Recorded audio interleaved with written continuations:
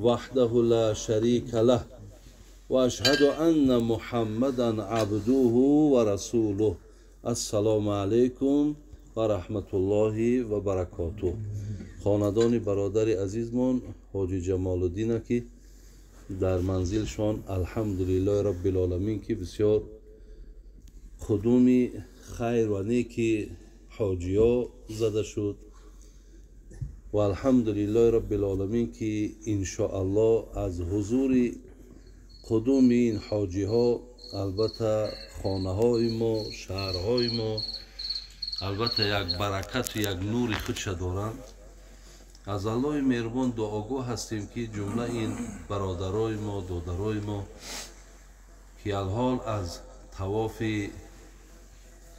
خانه خدا برگشتند خداوند در هر کدومشان حسنات و الله مهربان این طاعت و عبادتاشون قبول گردانه و الحمدلله در اینجا شرکت کننده ها هم انشاءالله در قلب هاتون این آرزوها و با این ساعت ها رسیدن هم دارین. الله مهربان شما را هم به این روزهای خوب و نیک موفق بگردانه و الله مهربان در دلهای هر یک کدام ما و شما باز هم اخلاص و یقینش الله مهربان زیاد بگردانه. برادران عزیز و گرامی، من یکان ترک در دوام صحبت حضرت داملو بعضی چیزهای را بگیم باز علاوه میکنیم برای فهمیدن ما در سوره آل عمران آیت 97 آیت داریم در این سوره مبارکه که ولله علی الناس حج البیت من استطاع الیه سبیلا. در سوره بقره آیت 196 ما آیت داریم که و اتم الحج والعمره لله. برادر عزیز خیلی همین آیت با معناش خیلی دقت بتیم. الله مهربان در بالا گفت که ولله علی الناس حج البیت، حج شما خاص از برای الله باشد. برادر عزیز همین چیز خیلی برای ما و شما لازم و درکاره. یعنی آیت ببینید که وقتی میگه لله و لله حج از برای من باشد یا میگه اتم الحج والعمره لله حج میکنی عمره میکنی برای من بکن، برای خاطر من بکن، از برای رضاگی من بکن. مقصد اینجا در یک چیزه برادر عزیز. اول اینکه ما باید حج برای خاطر الله کنیم. دو حج بود است که برای خاطر الله هم نبوده. معلوم شده است که حج های هست که برای خاطر خدا برای راضیگی الله نیست. مقصد که اگر حج تو عمره تو به خاطر من نباشد خلاص او مکافات هایی را که در درون این حج هست تو گرفته نمیتونی. چگونه که ما در سوره حج برادر عزیز آیت داریم و من الناس من یعبد الله علی حرف. الله ربین میگه بسیاری از بندگانی هست که مرا زبانن عبادت میکنن نه قلبن. الله مهربان از ماها آگاهی که داره میدونه که زبانی ما چیه قلب ما چیه. از همین لحاظ میگه بسیاری از بندگان انسانهایی هست که عبادت فقط در زبان شونه در قلب نیست. این برادر عزیز بگم یک مذمت کردن، یعنی این بندگی نیست که وقتی بندگی که به زبان باشد و به قلب نباشد. برای که عبادت قلبی یا نیت قلبی از عمل جوارح ظاهری افضلتر و بهتر است. برای چی پیغمبر خدا میگه ان الله لا ينظر الى صورکم، الله مهربان در صورت نگاه نمیکنه، بل ینظر الی قلوبکم، قلبها را نگاه میکنه. از این لحاظ ما سوره حدیث داریم، حدیث متفق علیه از امام بخاری و امام مسلم با روایت جناب امام ابو هریره میگه العمرة الی العمره کفارة لما بینهن والحج المبرور لیس له جزاء الا الجنه. پیامبر بین میگه از عمره به عمره، هرگاهی که یک عمره کردی تا عمره دیگه در بینش هر لغزش، هر سو، هر خطایی که بود همش میگه الله مهربان میبخشم. چگونه که ما در حدیث داریم که الصلاة الی الصراط کفارة لما بینهن اذا اجتنبت الکبائر. ای نماز تا نماز مغفرت گناه است اگر شما گناه کبیره نکنید. اگر دیده و دانسته نکنی که من این گناه را میکنم از تا خفتن همش بخشیده میشود، این خیلی نه. برای این میگه از عمره تا عمره مغفرت گناه است. پیامبر میگه لیکن حج مبرور نیست جزای، میگه مکافات این فقط و فقط جنت است. لیس له الجزاء الا الجنه. این پیامبر گفت جزای حج، جزای مثال بگیم مکافات حاجی که حج میروا میکند، عمره نه مقصد حج میکند، این چی هست؟ میگه یه علکه جنت های برادر عزیز. مراد از حج مبرور چیه؟ حج که برادر عزیز حاجی مرتکب یگان معصیت نمیشود و حج کردگیش به خاطر الله باشه، اینا میگن حج مبرور. فقط یک فرق است، میگه العمره فی رمضان. اینا عبدالله ابن عباس روایت میکنه، حدیث متفق علیه است، این هم بخاری مسلم است، لیکن راویش عبدالله ابن عباس است. میگه العمره فی رمضان تعدل حجتا، بین او حجتا معی. کسی در رمضان عمره کنه، پیامبر گفته است این برابر ثواب حج داره یا اینکه همراه من حج کرد.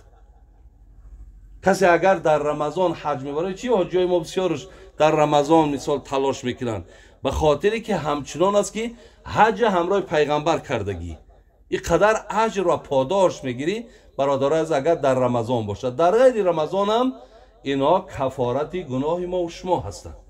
فقط برادر عزیز و گرامی، ما الحمدلله رب العالمین میگیم وقتی برادرای ما حج میرن، مبلغ صرف میکنن، زحمت میکشن، فقط یک کاری کنه که همین حج های ما به خاطر الله باشه.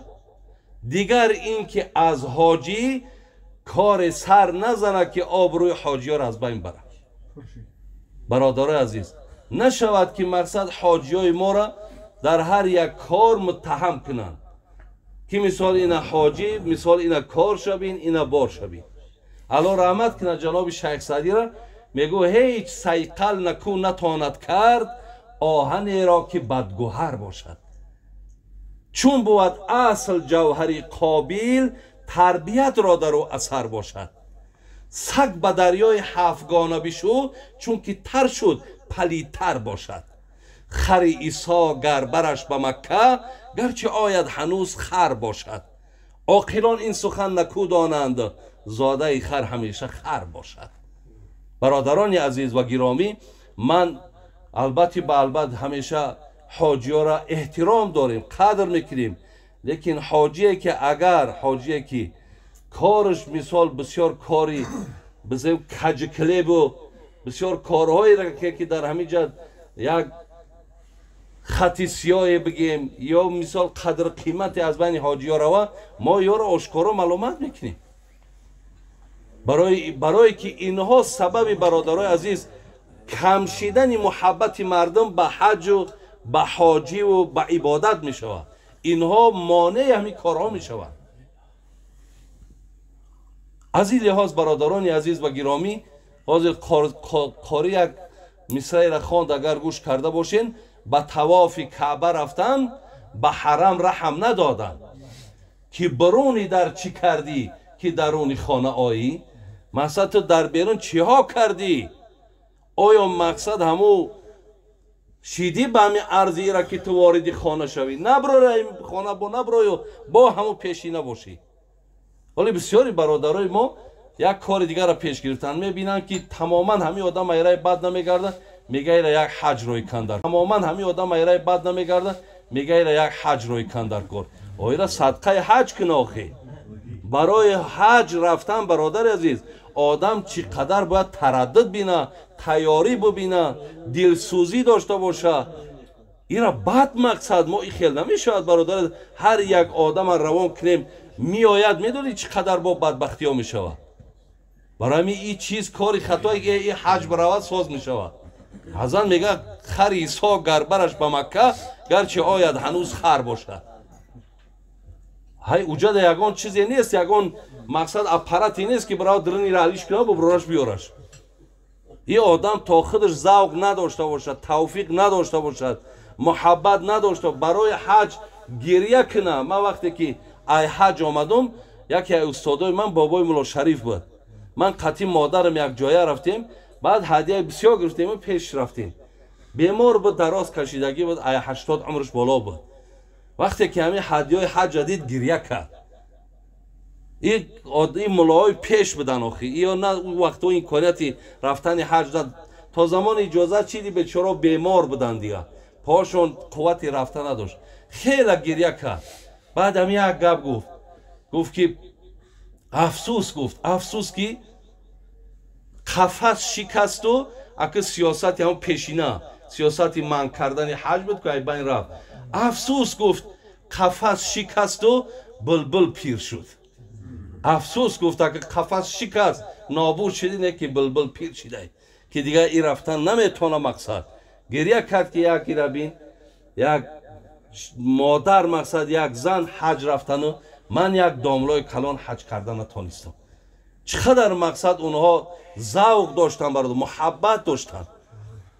برای این بسیار یک عبادت خیلی بلندی است. ایرا الله هر کس نصیب نمیکنه. یکی بعد حج آمدن برادرات گفتی حضرت داملا بسیار ما و شما احتیاط با زیادتر کنیم، زیرا در سیمای ما مردم بدونید که چقدر توفیق هم میبینه، چقدر محبت هم میبینه. ولی همیشه همین عبادت من برای خاطری خدا باشه. یعنی مثل که آیت قرآن گفت در زبان باشه و در دل نباشد، این برادر بندگی نیست، ایرا اعتبار نداره. یک شیخ میگه توتی داشت، مولانا حکایه میکنه، میگه یک توتی داشت و همین کلمه طیبه را میگه تعلیمش داد. همین قامی لا اله الا الله محمد رسول الله داغیم میگه همین توتی همین کلمه را میگفت. همین قنیشانش داد که میگفت و میگفت و میگفت. یک روز میگه همین یک پیشیک میگه یک گربه همین دوید میگه و توتی را میگه قپید میگه و مقصد به جانش کرد، کشتش. یکی توتی فریاد زد و کلمه را گفتن نتونست. بعدا شیخ میگه خیلی گریه کرد، میگه شاگردان گفتن حضرت همین توتی به عرض یا به چشم تیره هست، اوی چیه قبضی گریه میکنی برای می؟ خی گفت که رفت نه گو من برای توتی گریه ندارم. این گفت کلمه را گفت فقط به زبان یاد گرفته بود، به قلبش یاد نگرفته بود. زیرا که وقتی گربه به طرفش دوید این وغص کرد، داد گفت به هم صدای خودش، کلمه نگفت، برای که کلمه فقط در زبانش بود، در دلش نبود. من برای خودم میترسم که اگر مبادایی که در قسمت آخری از حیاتم شیطان همی خیل مقصد و مرگ مثال بر بالای ما بیا و من مثال داد بگم و کلمه را گفته نتانم، گو من فکری خودم درفتم. یعنی هر یک عمل ما، هر یک عبادت ما برادر باید به زبانم که باشد، به قلبم باید باشد. تا در قلب و در زبان من یک جا نباشد، این عبادت های ما و شما برادر از هیچ معنای نداره. به این خاطر این آیت ها و حدیث های را که من خواندم، این دلالت بر از برای خدا کردن است. بعد عبادتی که به خاطر خدا شد برادرها، بعد اون نتیجه خوب داره. حالی بینین همین واعظ همین دعوتگر این مثال من واعظم دعوتگرم بگم اکبر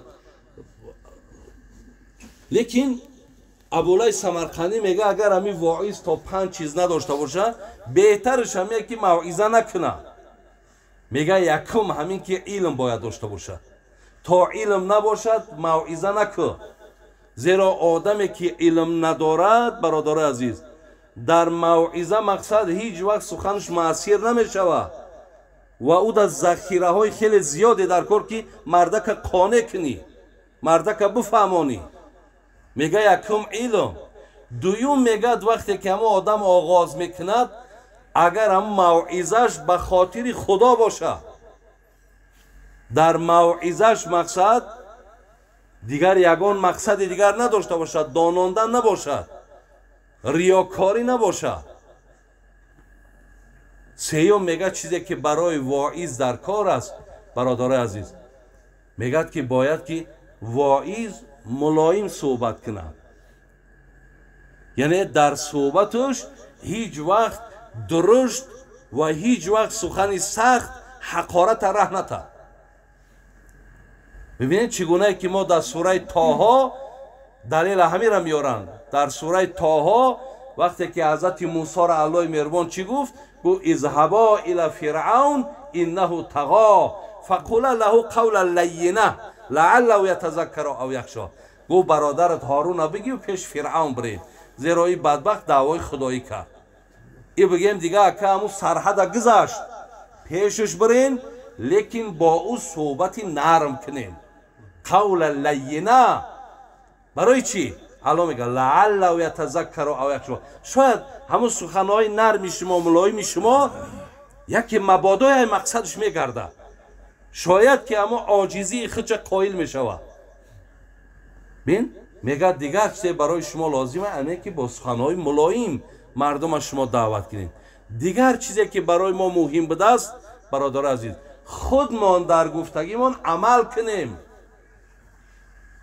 خودمان در گفتگیمان عمل داشته باشیم بعد پنجم چیزی را که میگه که باید که در مشکلاتی که پشت موعظه به سرت میاد باید در اینها صبر داشته باشیم برای ببین در همین جمع برادر عزیز تا موعظت به خاطر الله نباشه نتیجه نمیده خدا کنه که حاجیای ما را برادر عزیز گفتی همون شاعر که ترسم نرسی به کعبه اعرابی که این راه تو میروی به ترکستان است کاش از عمره اینا نشوند که مقصد حج طرف همون مکه باشه نه طرف ترکستان خدای مهربان حاجیای ما را بازم میل و محبت شونه بازم توفیقشون زیاد کنه و آمدنشان دیدنشان عبادتشان سبب زیاد چیدن توفیق و میلشان شود و الله مهربان خاتمه کاری هممون به خیر کنه ایمانامون با سلامت نگه بداره اهدنا الصراط المستقیم